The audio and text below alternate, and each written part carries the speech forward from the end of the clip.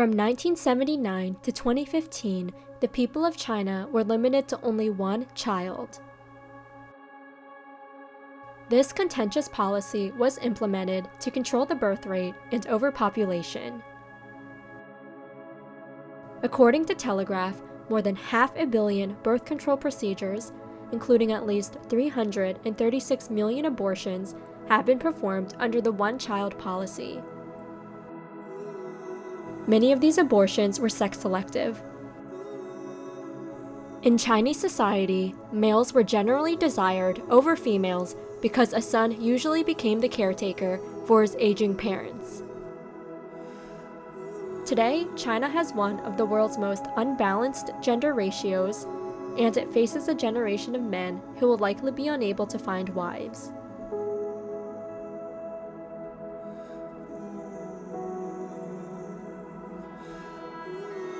In 1991, China began its international adoption program, and it was legalized in April of 1992. I'm among the more than 120,000 children, a majority of them female, adopted from China since the early 1990s. China's one-child policy led to my adoption and, in turn, a more privileged life. For the first few months of my life, I was cared for at an orphanage in a province of rural China. In this and other impoverished areas, abortions weren't typically available or accessible. If a woman didn't want or couldn't keep her newborn, she'd abandon them, likely a female. Many of them died from being left alone, and this was the tragic reality for a lot of baby girls.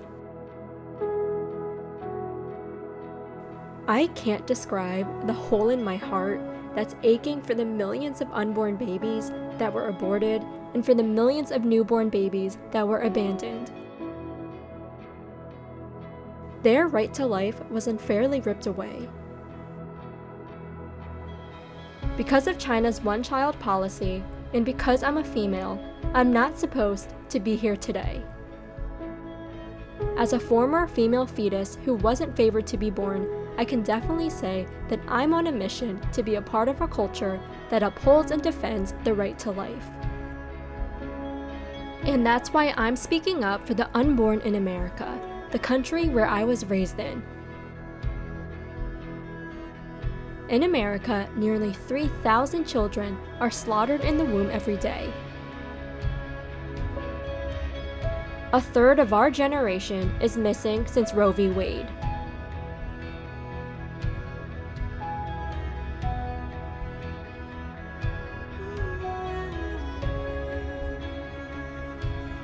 The consequences of abortion are devastating and everlasting. While our country is being torn apart by racism, police brutality, and gun violence, the most innocent are literally being torn apart by abortion. If we don't respect life before birth, why are we so surprised when we don't respect it after birth?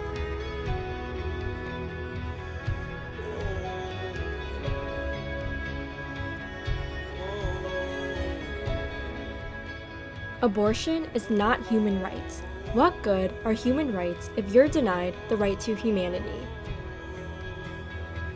Abortion is not healthcare. Healthcare should never involve the taking of another life.